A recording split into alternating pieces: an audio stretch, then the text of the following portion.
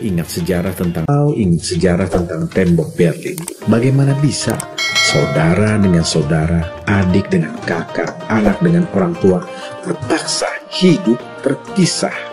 Nasib dan derajat manusia dapat ditentukan hanya oleh pagar pembatas sepanjang 150 meter ini.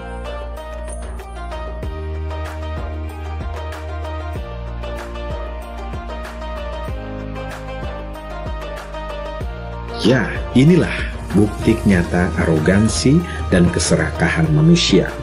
Memang kalau melihat tembok Berlin sekarang ini, tidak ada kesan bangunan ini pernah menjadi monster yang menyeramkan di sepanjang tahun 1966 sampai tahun 1991. Ketika ratusan nyawa melayang karena berusaha menyeberangi tembok pembatas yang hanya bertinggi 3,6 meter ini.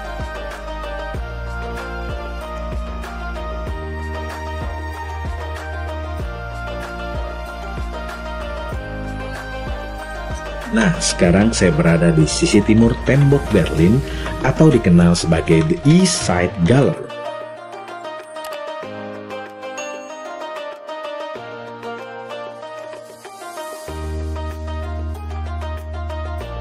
Kalau melihat begitu banyak grafiti yang menghiasi tembok ini, inilah cara warga Jerman mengekspresikan perasaan mereka.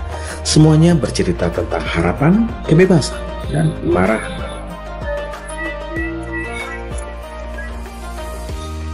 Saya pun melihat banyak para pengunjung muda di sini. Ada yang hanya ingin berfoto, tapi banyak pula yang antusias mempelajari sejarahnya.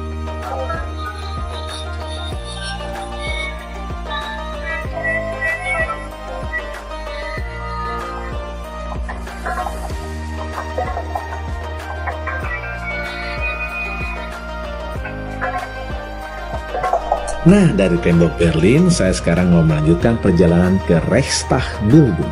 Lokasinya tidak terlalu jauh dari tembok Berlin, hanya sekitar 15 menit perjalanan menggunakan mobil. Kebetulan hari ini cuacanya sangat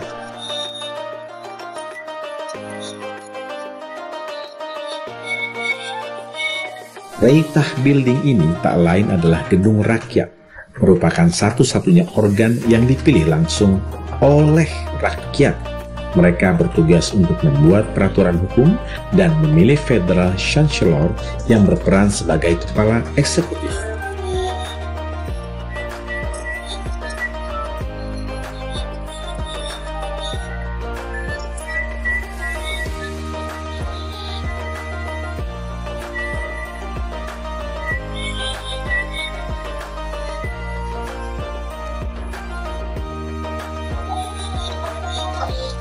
Sekarang saya pun menuju salah satu masjid yang cukup besar di Berlin ini.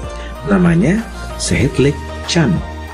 Sinar matahari masih terang ketika saya menuju masjid yang terletak di kawasan Tempelhof Berlin ini.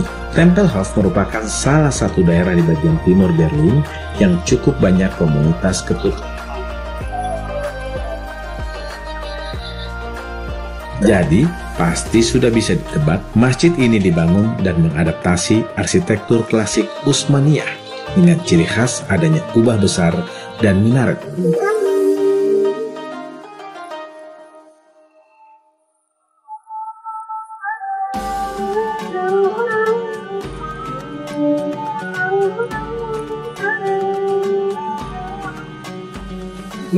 Gaya arsitektur semua masjid Turki selalu mengacu antara lain pada gaya arsitektur Blue Mosque atau Hagia Sophia di Istanbul, Turki.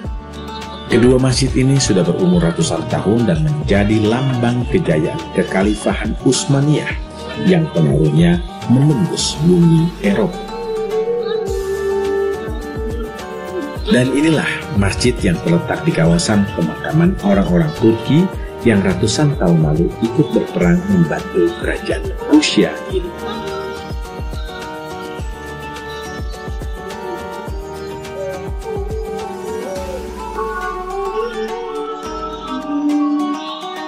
Waktu itu, tepatnya tahun 1798, Raja Prusia Friedrich Wilhelm III memberikan tanah di Tempelhof ini untuk lokasi pemakaman duta besar kekhalifahan Utsmaniyah untuk Rusia, yaitu Ali Aziz Effendi. Masjid ini sendiri masih berusia relatif muda, dibangun pada tahun 1983.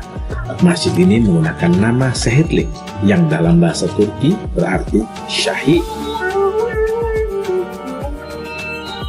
Menempati area seluas 1.360 meter, masjid ini terdiri dari lantai dasar yang digunakan untuk ruang salat perempuan, sedangkan lantai 1 adalah ruang salat yang utama dan lantai 2 merupakan balkon tambahan. Selain itu, di samping masjid berjejer ruang kantor pengurus masjid dan minimal. Ada yang menarik ketika saya memasuki halaman masjid ini. Saya melihat banyak orang berkumpul dan berbaris untuk memasuki masjid. Yang menarik, mereka bukanlah jamaah yang akan menunaikan ibadah di masjid, melainkan para turis non-muslim yang ingin tahu lebih banyak tentang Islam. Saya pun ikut masuk ke dalam masjid. Sungguh senang rasanya merasakan begitu lekat atmosfer toleransi dan keterbukaan di sini. Bagaimana seorang pengurus masjid menjelaskan dengan rinci tentang Islam dan sejarah kekhalifahan Turki, dan para turis yang dengan serius memperhatikan pembicara.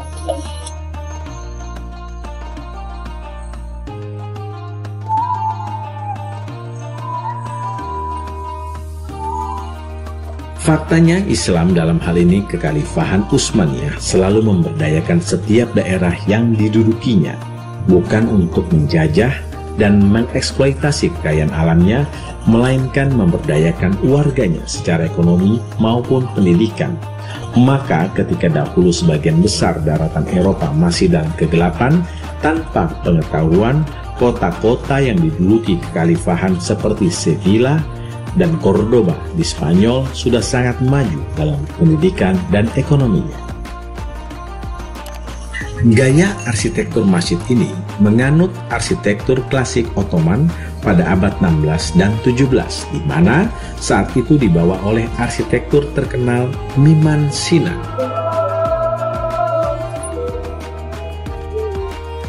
Gaya arsitektur ini kemudian berkembang di Eropa bersamaan dengan kejayaan kekhalifahan Utsmaniyah. Luas bangunannya sendiri sekitar 940 meter persegi, dilengkapi dengan sebuah kubah besar berdiameter 12 meter. Di kedua sisi kubah ini berdiri menara kembar setinggi 25 meter. Tentu saja seperti halnya masjid-masjid yang dibangun oleh warga Turki ini, selalu mencerminkan karya seni dengan upaya yang tinggi dan detil. Dari pembuatan dan penyediaan material seperti kayu, jendela marmer disiapkan dengan sangat detil. Muqarnas yang terletak di lapisan bawah adalah elemen transisi yang memungkinkan hubungan estetis antara kubah kecil dan dinding luar. Di kubah utama, secara tradisional tertulis kaligrafi cantik, dibumbui dengan ornamen emas 23 karat. Biasanya warna latar belakang berwarna biru, tapi di sini yang digunakan adalah warna hijau tua. Khusus tentang proses pembuatan kaligrafinya, tempat dan lebar huruf pada awalnya ditandai dengan pensil di dinding dan kubah, lalu bingkai dan motif huruf ditambahkan. Pada akhirnya, seluruh desain disempurnakan pada kubah utama ke kaki kolom. Saya memang selalu menikmati keindahan arsitektur Ottoman, dan alhamdulillah di bumi Berlin ini Allah Subhanahu wa Ta'ala banyak memberikan kesempatan untuk menikmati karya cipta dan kreativitas makhluk-makhluk ciptaannya seperti yang saya saksikan di Masjid Sehetlik ini. Sebelum saya meninggalkan masjid ini, ada satu hal yang cukup menarik dan saya temukan di area pemakaman. Ternyata di sini tidak hanya dimakamkan jenazah warga keturunan Turki, karena ada satu nama Indonesia terselip di antara barisan nisan ini. Saya tidak tahu ceritanya seperti apa. Yang mungkin dapat dipahami adalah keterbukaan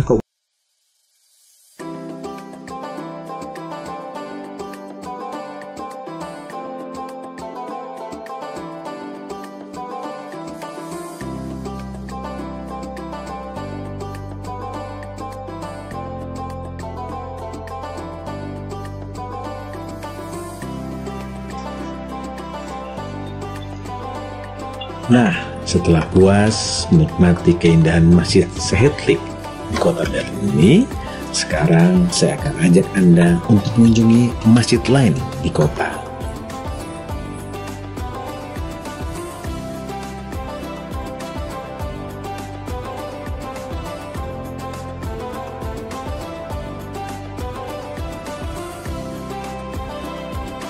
Kebetulan hari di mana saya berkunjung adalah hari Jumat. Maka saya pun bergegas menuju masjid yang keren. Namanya Masjid Umar Ibn Khattab. Ini adalah masjid Turki dengan arsitektur khasnya, terletak persis di seberang stasiun kereta api metro.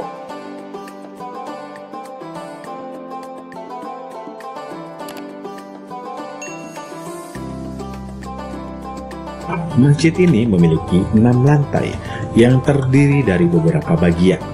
Di lantai paling bawah misalnya digunakan untuk restoran, kafe, dan toko souvenir atau perangkatan salat. Sedangkan di lantai 1 dan 2 adalah ruang sholat utama, sementara lantai 3 dan 4 diperuntukkan bagi para muslim.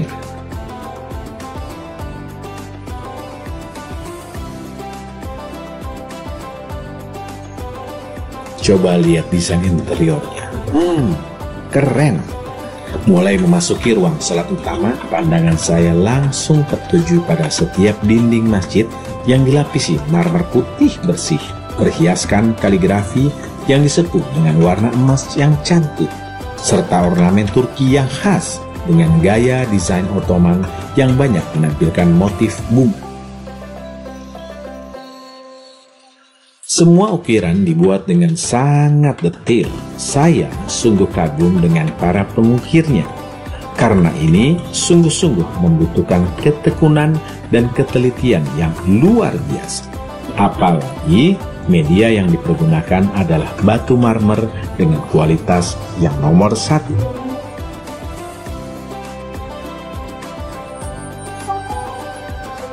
Jajaran kalimat Allah dalam kaligrafi terpampang indah di dinding-dinding bagian atas.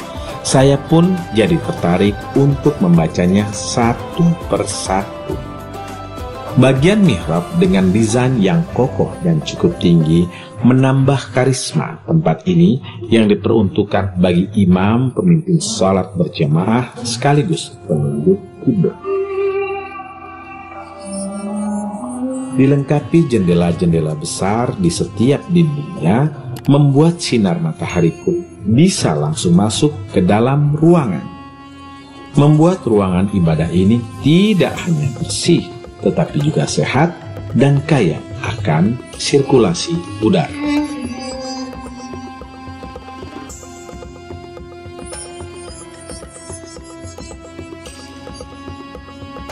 Beranjak ke lantai 3, di sini terasa sama kerennya.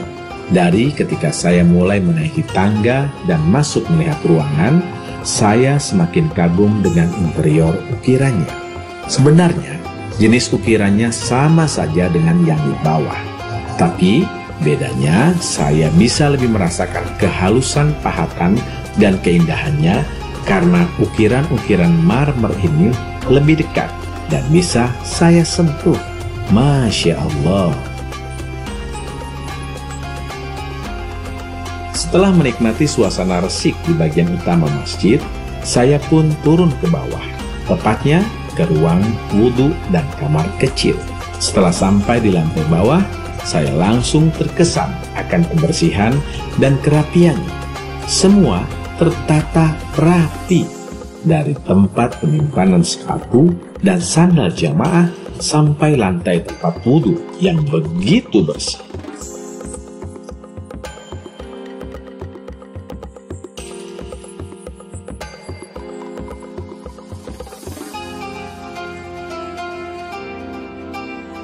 Alhamdulillah, subhanallah, di tengah perjalanan saya menyusuri Berlin, saya menemukan Masjid Umar bin Khattab ini.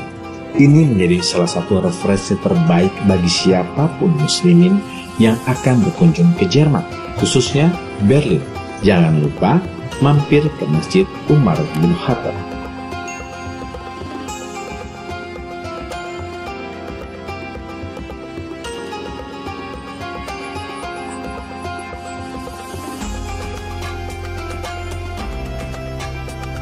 Nah, masih tentang Berlin, seorang sahabat saya mengatakan, kalau kamu tidak berkunjung ke Checkpoint Charlie, berarti belum ke Berlin.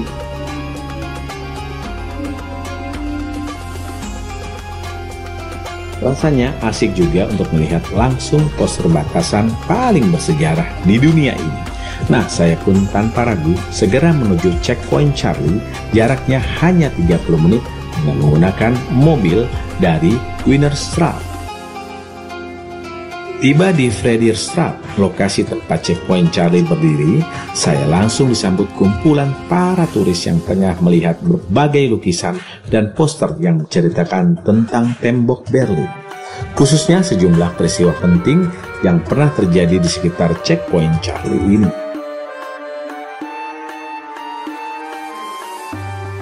Checkpoint Charlie sendiri adalah nama yang diberikan oleh Sekutu Barat sebagai titik penyeberangan antara Berlin Barat dan Timur selama masa Perang Dingin yang berlangsung antara tahun 1947 sampai 1991. Wah, menarik ya.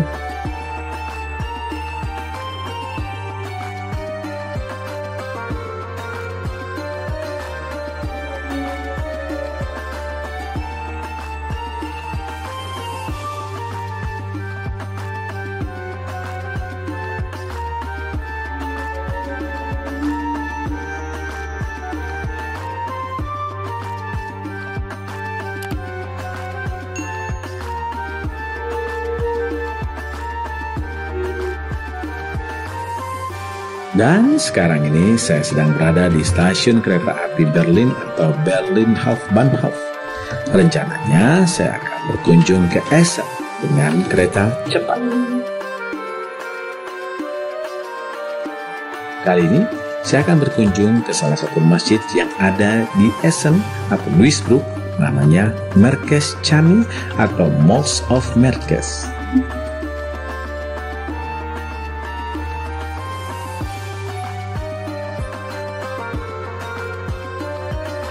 Merkez-Chami lokasinya berada di kawasan Marsloh.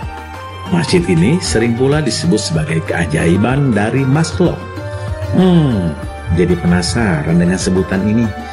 Ya, disebut keajaiban dari Marsloh adalah karena berbeda dengan masjid-masjid lain di Jerman, yang pembangunannya kerap diprotes warga sekitar.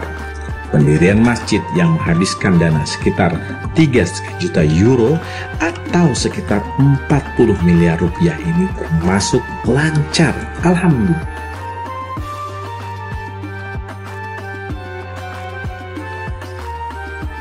Dibangun oleh Yayasan DITB atau Diyanet Işleri Türk Islam Birliği yang merupakan yayasan besar komunitas Turki yang giat membangun berbagai tempat ibadah di Eropa. Selain mendirikan masjid, yayasan ini juga aktif mendatangkan imam dari Turki. Kembali ke Masjid Merkez, pembangunan masjid ini memakan waktu sekitar 3 tahun, yakni tahun 2005 sampai 2008. Menurut ulasan media Jerman, diantaranya Der Spiegel, menyatakan bahwa kehadiran masjid yang menganut gaya arsitektur Utsmaniyah Turki ini telah memecah ketegangan hubungan di antara warga Jerman selama ini. Kehadiran masjid ini sepertinya menjadi perekat toleransi antara warga Duisburg khususnya. Maka tak heran sekitar 8.000 orang bergabung dan hadir dalam acara peresmian masjid yang memiliki menara setinggi 34 meter ini. Barangkali lokasi masjid yang agak jauh dari pusat kota juga mendukung lancarnya pembangunan masjid ini. Bahkan wali kota Duisburg sendiri turut hadir dalam acara peresmian masjid yang bisa menampung sekitar 12.000 orang jamaah ini. Masjid Merkez terdiri dari 3 lantai. Lantai pertama difungsikan sebagai ruang pertemuan dan kafetaria, sedangkan lantai kedua merupakan ruang sholat utama bagi jemaah pria, sementara lantai 3 khusus digunakan untuk jemaah muslim. Suasana hangat dan ramah para petugas masjid memenuhi suasana masjid di sore itu. Seperti juga masjid-masjid Turki lainnya di Eropa, Masjid Merkez ini memang sangat terbuka bagi siapapun tamu yang datang dari berbagai negara.